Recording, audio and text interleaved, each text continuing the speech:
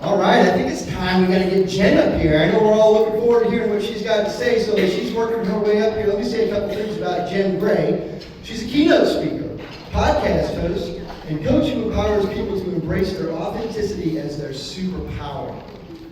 Through her Be Genuine podcast, speaking engagements, and transformational coaching, Jenn helps individuals get unstuck and build their life they're proud of, aligned with who they truly are. After courageously rebuilding her own life at 40, Jenn now inspires others through workshops and corporate events to lead through empathy, shift the way they see people around them, and build deeper, more authentic connections, both personally and professionally. Marietta Business Association, please give it up for Jenn Gray. Thank you guys so much for the opportunity. I am super grateful. I am Jenn Gray, and I'm really excited just to get to share my story with you and figure out why in the world authenticity meets business. And I probably won't be your typical speaker which won't wear pink. But first of all, and also thank you for the big happy birthday wishes. Hold on. Listen, let's get official. I don't know if anybody's ever lived 3 lives in one, but sometimes I feel like I have, right? There's like the first chapter of life, and then there's the second chapter of life. So I graduated college with a speech communications degree.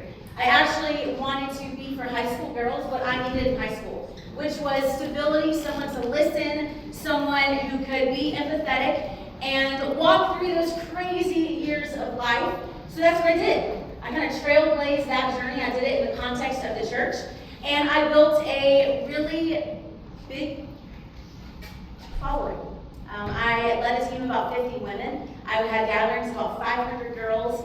And I was legitimately at the peak of my career. I have 4 kids. And so life was busy and fun and all of that. And unfortunately, I don't know if you've ever lived like that where all of this is going great. And you just don't want to deal with the behind the scenes it's not going great, right? You just want to put on the happy face, let's focus on what we can control and show what we can't. And I did that for a long time. And then I navigated a divorce with 4 kids and working at a Southern Baptist church. I don't suggest that to anybody, all right? Just to be transparent. It was hard to say the absolute least. I lost my job. I lost my community. I lost my identity. I really wasn't sure what I was going to do next, and to be quite honest with you, I lived a few years out of absolute complete hurt. And when you live life out of pain, you don't see things right, you don't make the best decisions, and I had not only, that was my first wake-up call, but 2023 was a huge wake-up call. And I looked at myself in the mirror and I said, who are you? What kind of legacy are we leaving? Are we going to let all of the people that hurt you be the legacy that your kids remember? And in that moment, I said, I'm done. Which meant walking away from a business partner. We built a multiple 6-figure business together. That was in his bank account, and I had $18 to my name. And there's something about restarting and choosing a life of peace. You're just not worried about that $18 in your account. You just know you're going to be okay and take one step in front of the other. So I was a 40-year-old single mom of 4, essentially homeless. Thankfully, I had great neighbors, and then part of my journey was rebuilding relationships with my family. Because even that, when you have a hard heart pain, man, I shut everybody out. And so rebuilding that, and I rebuilt my life one brick at a time. And maybe your rebuild looks different. Maybe your story looks completely, the narrative is different. But there's something beautiful about burning something to the ground. That's not beautiful. That's not probably a really good statement. That part sucks. There's no nice way to put that. But when you rebuild, you get to decide which bricks you're putting back in the foundation. And my bricks were all gone. And I had to decide, okay, what am I going to do? Here's my people. So these are my amazing kiddos. So I have a freshman at Woodstock High School. I have 2 middle schoolers. They're both in 6th grade, and they are the twins that are not twins. They're 9.5 months apart. It is possible, ladies and gentlemen. Not suggested, but it is possible. And just kidding. It's super fun. fun now. It's that first year, I'm just really thankful for pictures to prove that we survived and made it through. And then my little dude is in 3rd grade. And they're my world. They're my absolute world. They're the reason I do everything. And if you're a parent in here or an aunt or an uncle, you know how that goes. But my story didn't end with the collapse, just like your story didn't end with the collapse, because you're in this room. And the fact is, whenever we burn something down or something gets burned down, whether it is relationships, maybe it's a job loss, maybe it's a job failure, maybe it's a personal failure. Whatever that looks like, when we choose to rebuild, here's what we have to consider: core values. So when I was left alone with literally me, my thoughts, and I'm like, who is Jenn Gray? Have you ever thought about this? Like, what defines who you are? Because you are more than the titles that you have. But you have to be. All my titles got stripped. I was no longer a leader of a massive ministry. I was no longer a wife. So many of my identities were completely erased. But here's the hope in that statement. Nobody can take away who you are. And what I decided was to sit down with my journal and I'm like, what do I want to be known for as a mom, as a businesswoman? And I have 3 core values. They are kindness, empathy, and excellence. Because I think the world just needs a little bit more kindness, right? There's just a lot of divisiveness and division. And if I can bring anything, I want people to feel loved and feel cared for, which brings me to the second word, which is empathy. What's empathy? It's simply having space for someone else's story. And it's what I saw in my own life. Even the people who hurt me the absolute deepest. Do you know what I had to do to overcome that? I had to look through life in their lens. And that's a very scary place to be. Because it's much easier to look through the lens of, hey, you can be the victim any day. It's one thing to take ownership and to shift the lens, and then to say, okay, I'm no longer letting that have any kind of bondage over me. And also, what if you assume the best about the person who works across the desk from you? What if you assume the best with the bad mood of the girl at the grocery store? I just think empathy allows us to build bridges to each other that otherwise we just completely demolish. When we look at someone else and say, I have space for your story. I want to hear what's going on in your world. And then the last is just excellence. I believe we have one life to live, and I believe God created each one of us with a major responsibility and passion and something inside of us that we're supposed to do. And we can pretend like this is dress rehearsal, but newsflash, we just don't get another one of these, right? Like, this is it. And so even as a 40-year-old, I wasn't quite where I expected to be when I graduated college. And when I thought about my 40s, I was like, oh, this is funny. Like, I think I was more successful at 23, and now here I am at 40, completely starting over. Here's the beauty of a start over. You're not starting from scratch.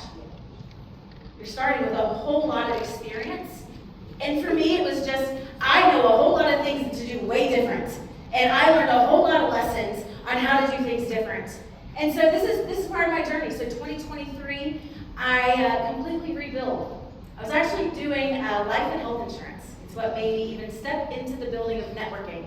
I found out about it from a friend who her child played baseball with my boys. She's like, you should go to networking. I'm like, what?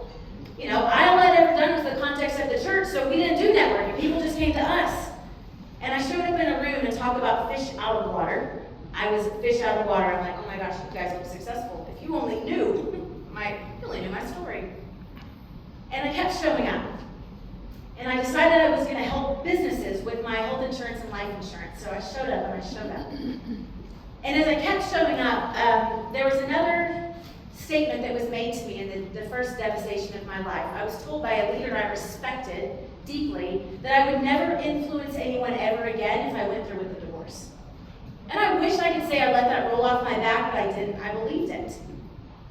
And as I'm rebuilding my life and I'm shifting my mindset, I'm understanding that we can rewire the way we think. We're not stuck in the beliefs that are not serving us. We're not stuck in the life that we don't want to live. And when we start changing that mindset, and I read a book called The Magic of Thinking Big, transformed my mind. I'm like, okay, there's so much I don't know. And I became obsessed with personal development. When before the statement is leaders are readers, and I'm like, I'm the leader without the reader part. And that was like my stake. Now my kids laugh because I read all the time. But I didn't always do that. But when you start to really realize success leaves clues, and when you find leaders who are leading in a way that you want to emulate, learning from their mistakes is a powerful, powerful thing. So that's why when Chase asked me to speak, I was so excited because it's the year of service. And what I believe that every single one of us has to serve with is our story. And what I want you to know by the end of this 30-minute talk is how your story can be a service to every single person you come in contact with. But here's the caveat: if you let it. Or do you think your story disqualifies you? Do you think your story brings shame? Do you think your story is embarrassing? I heard a speaker at this January at an event, and he was at a wealth conference of all things, and he gets up and he says, I've had 13 foreclosures and I bankrupted 3 times, and I'm going to teach you how to make money. And I was like, really?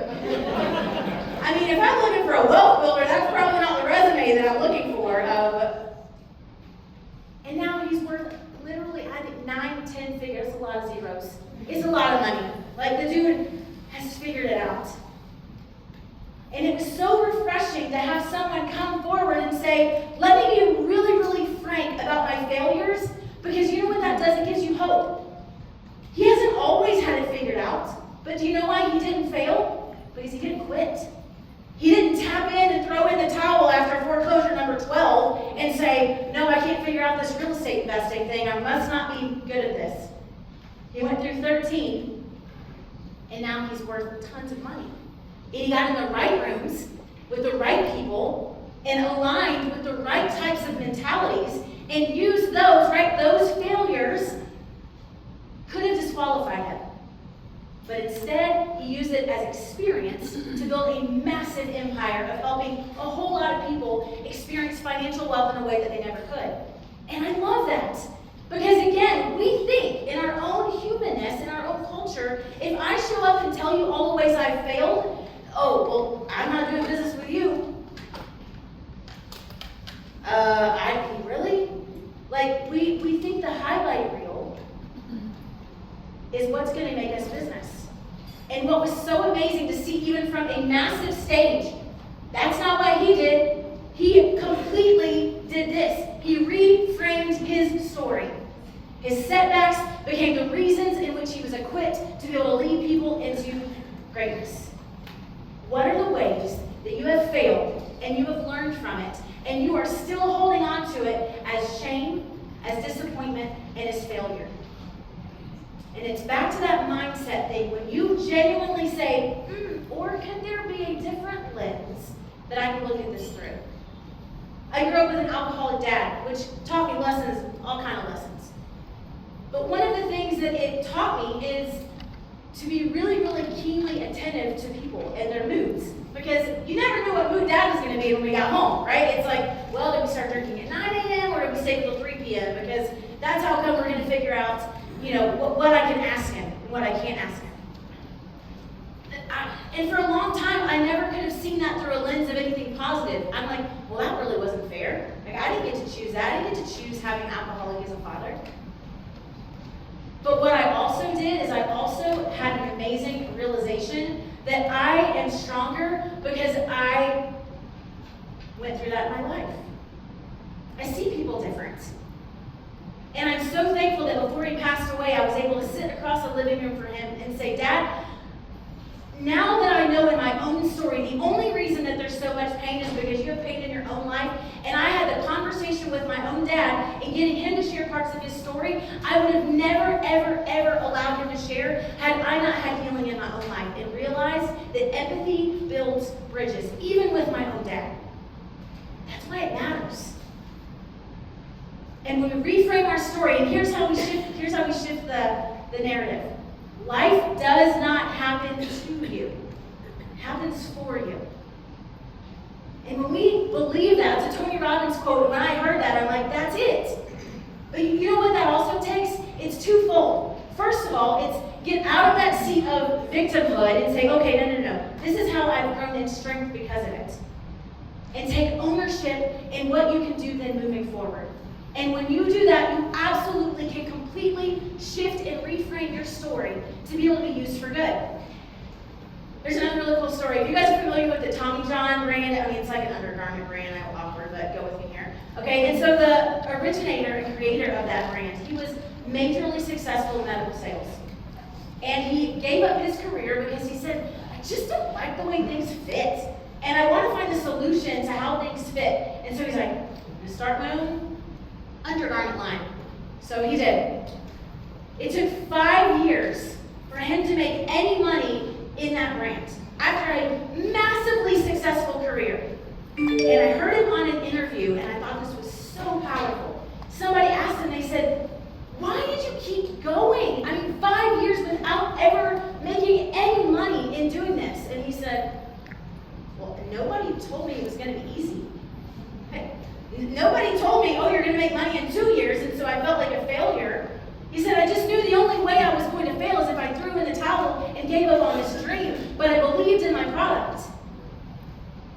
So how many of us are on the edge of throwing in the towel when the greatness is right on the other side?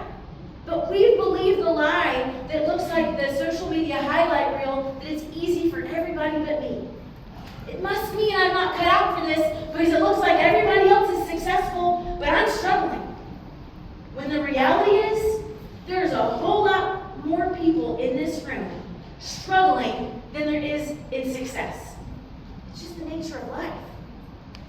And if we're more open and honest, like Andrew Cordell was on a stage saying, I foreclosed and bankrupt 3 times, and I'm still up here telling you, if we had more of these conversations like what Tom Patterson's heard with Tommy John, and Steve said, nobody told me this was going to be easy.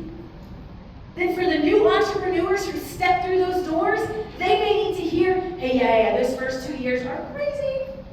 It's going to take heart, hustle, passion, no sleep, caffeine, all the things, just keep going. If you're in alignment and your core values are in place and you believe in where you're headed, just keep pushing through. And so much of our story can be a service for anyone that walks through those doors. When we decide, you know what if the hardest days of my life were the greatest asset that I have to use to be able to encourage someone? Or am I living in insecurity and I'm scared to share anything that I've been through? And for me, a lot of me going through my journey of literally just obliterating my life, there's a part of it that it makes it a little bit worth it if I can encourage someone else not to give up. If I can give one person hope that don't throw in the towel. Hey, yeah, I get it. You may have lost everything. Yeah, I get it. You may have made decisions you're not proud of. Sign me up. 3 years of them. But God's not done with you yet. You're not done. If you're still breathing, you still have a purpose. And when you believe that and you get through every single day, and that's where I believe that our mindset is everything. So after you get your core values and after you understand that your story can actually be used for good, I want you to jump in the arena. First of all, let me read this quote, and I'm going to bring it. Teddy Roosevelt's like my fave. He was such an incredible leader. I know it's long, but go with me here. So it is not the critic who counts, not the man who points out how the strong man stumbles, or where the doer of deeds could have done them better.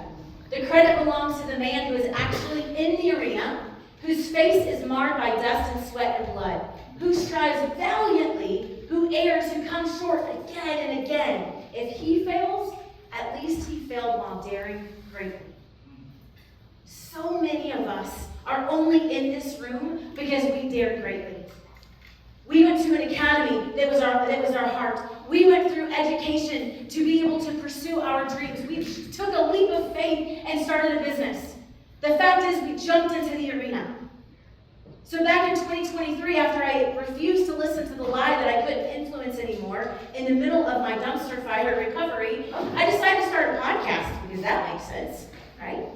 But what I saw is that there's other people that are rebuilding their lives, and instead of waiting until I'm all the way on the other side of it, we're going to go on a journey. So I was super honest when I started, and I said, listen, if you're looking for a podcast, of someone who's going to tell you how to make 7 figures in a year, I'm going to give you some great sources. This is not that podcast. If you're looking for someone who is completely rebuilding their life at 40 in a way that they're proud to live, keep on listening. And I kept showing up with these 20-minute little episodes, and y'all, when I told people I was starting a podcast, you know what? I didn't even really tell many people. And after it was kind of my own little secret project, and after when I did tell people, they're like, you do know there's like millions of those out there, right? I'm like, yep. But if I influence one person, is it not all worth it? Like, just imagine that. Like, if you influence one person with the hardest days of your life, I think that's probably the greatest service that we can have. It doesn't mean that there's, big dollar signs attached to it. Maybe there is. But what if there's one person that was influenced? So I jumped into the arena. And here's one thing powerful about the arena mentality is I want you to imagine we are in the Rome Colosseum right here, all right? Just go with me. And we are down in the middle where they are bloody and marred, and that's where we are right now. We're all jumping in the arena. We are all in the arena. Here's what we don't listen to. See all those people up here on the sides, on the bleachers, who think they know how to tell you how to build a business or do a podcast that they've never done before? They may mean well, and you can smile and nod and let it go whoop, in and out. Because you don't know what you don't know until you jump into the arena. I didn't know what I didn't know. I started this podcast with my computer screen and my camera, and I had my phone in front of me as the audio. So I was like trying to sync it up as I did it. I'm like, I'm just going to start this. And I've barely made advances since then. But even that I did that to, again, it was the give back of life. So I'm still going to these networking meetings. I have this podcast, all I'm talking about is insurance. And I started to meet really, really amazing people. And as I'm having these one-to-ones, which again was 4, and I was so nervous, you're a really successful businessman, why do you want to have coffee with me? And then I shifted the lens. We don't need to worry about being the most interesting person coming in here. We need to be worried about being the most interested person. And I was like, okay, I can be interested. I have a lot to learn. So I started sitting across the table from a lot of really, really amazing people, some of them in this room. And I started hearing stories. And there's this common thread in a lot of stories, especially for entrepreneurs. And they were doing something. They weren't passionate about it. It was paying the bills. And they took a leap of faith. And then they jumped into something that they were like, I'm all in. And I love that jump. I love that part of your story where you're headed in one direction and you're like, you know what? I've only got this one life to live. It's probably the rebel in me that I'm like, I love this. What did you do? How did you do it? How did you take that jump? So I started having them on my podcast. And then having these stories because I'm like, guess what your story's going to do? It's going to inspire somebody else to just jump. Just take the messy action and figure it out once you're in the arena. We got to get you in the arena first. So whether that's starting a podcast, or that is starting a business, or that's being a part of a nonprofit, or serving. And here's what else I want you to think too when you're in the arena. Do you guys have any idea what the worst job in America, it's an actual voted thing? Any guesses what the worst job in America is? What'd you say? Somebody say this one? I was like, oh geez, there's counseling afterwards, just kidding. Any ideas? Worst job in America? President of the United States. President? Is that what you said? Okay, yeah, that's there's that. Any ideas? What's the worst job in America? Garbage man? Porta potty? Oh, right. Literally. Summertime porta potty, those guys are saints. That's right. The one we individually don't enjoy. Oh, that's a great answer. So statistically, that leads it's a perfect segue. I'm going to stop with that. Statistically, a hospital janitor is the worst job in America. Can you go? Just go there for a second. Just imagine the bathroom cleanup, the bed cleanup, the floor cleanup, all of the cleanup, and what they see in a one-day span. But there's this team, they're up in the Northwest, and they're a hospital janitor team, and they're called the healers and carers. They have the same exact job as any hospital janitor team across America. And they said, you know what? We have the greatest job on the planet. We get to make the bed for the last time when a family comes in and sees their loved one breathe their last breath. We get to clean the floors before the family comes in to say goodbye to their mom or dad that just left a massive legacy. We get to provide a clean space for those who are deeply, deeply ill. It's the same job with a different purpose.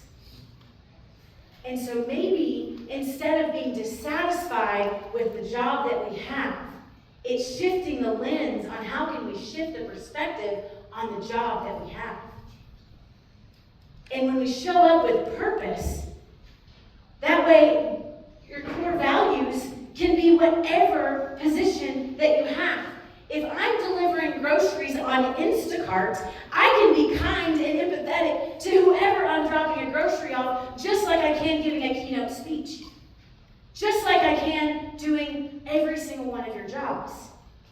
But when we go in with a shift of our lens, how do we show up different and use our own story and care about people in a way that becomes majorly more impactful, and it has nothing to do with your job title? Your authenticity is your superpower. What I realized is nobody could take Jenn Gray away, like I've said, right? That's back to the core values. And what I realized is what I get to do is decide how I'm going to best impact people. And so I went from going to those networking meetings, starting a little side job as a podcaster, to someone asked me last year, "What's your 5-year goal?" I said, "I want to be back on stages." I said, "Well, what are you doing about that?" I'm like, "Well, I have this podcast." I'm like, "Well, is that getting you on stages?" No. So, what are you going to start? So the very next networking meeting that I showed up to, I'm like, "Jenn Gray, I do life and health insurance, and I have a podcast, and I'm a keynote speaker. I want to come into your businesses, and I want to teach your people and shift the culture around authenticity. It's going to affect inner office, and it's going to affect your client relationships." And I had 4 bookings. I was like, now I'm going to talk about it. I know I'm stepping into it, and I'm just taking that messy action, and I'm going in, and I know if I show up as me, everything else is going to work out. Your authenticity is your superpower. What makes you you? It's why whenever you took the job that you have, you were excited about it. And a lot of times what happens is we get jaded. And what I did, I let life jade me for a while. For a long while. And then I said, why am I dulling the sparkle? It's the glow sticks. Your story shines if you let it. Why am I letting the hard seasons of my life literally taint everything that I'm doing? And guess what? It doesn't have to. Because then I can say, guess what? You know what? Me with my story can help somebody else get unstuck. It can help somebody else have the power to share their story. Somebody needs your story. And you know who that probably is? The person you were 5 years ago. Think back. Because probably some of your subconscious has already said, my story's not interesting. Really? My story's boring. Who would want to know my story? Okay? Where were you 5 years ago? Is there any change in you from 5 years ago? If so, there's someone out here in your world that's where you were 5 years ago. How amazing can you be the roadmap to get them to where you are right now? I get it. Maybe you're not where you want to be. Okay? But is there something that you can use your story to build in someone else and help them learn from the mistakes that you have? I believe it's possible, if our eyes are open to it. But if we believe there's nothing exciting about us, we believe our story has no place in spaces, then absolutely you're never going to share it. So this is how I do CERT teams. It's called the Authentic Advantage. I love getting to step into organizations and have conversations that you just typically wouldn't have outside of a third party coming in and facilitating these discussions. So whether it's a team of 10 or it's a team of 100, coming in and doing workshops and where we really talk about our brand communication. Even if you work for a franchise or for a business, You are the brand. You are the person, and the way you represent your company absolutely can help customer retention. So I love shifting the idea that you don't have to just be a robot wherever you are. And we talk about healthy work culture, we're creating innovation, collaboration in your team. So a year ago, all I was doing was health and life insurance. And when you decide to just bet on yourself, for some of you, somebody in this room, it's too large for someone not to need to hear, what if? What if you took the step in the direction to build the side hustle that's just kind of been festering in your heart? What if? What if you served in an organization that you thought, Goshen Valley is here, please go talk, what an amazing organization. What do you have to give to some foster boys who need love? Every single one of us can give that. We get to decide if we're going to live in the worst job in America or we're going to shift who we can be and how we can show up. Lastly, let's be friends. Oh, first of all, if you can, differentiate that, then that's perfect. I'm Jenn Gray on all the platforms. I would love for you to take a step back there at the back table. Josh Shields is amazing. You guys, that screen that's back there making me look really good right now. You can have that for your event. You guys, go talk to Josh. He's absolutely incredible. And if this is your first time, I just want to extend another welcome and say, keep showing up. You don't know when you need your village until you need your village. If you knew how many people it took in my village, even to be able to get this speaking career off the ground, it's crazy. And every single person I met through networking, every single person. It's the power of getting in the right rooms. Keep showing up. Show up as the most interested person, not interesting person. And you guys keep being genuine.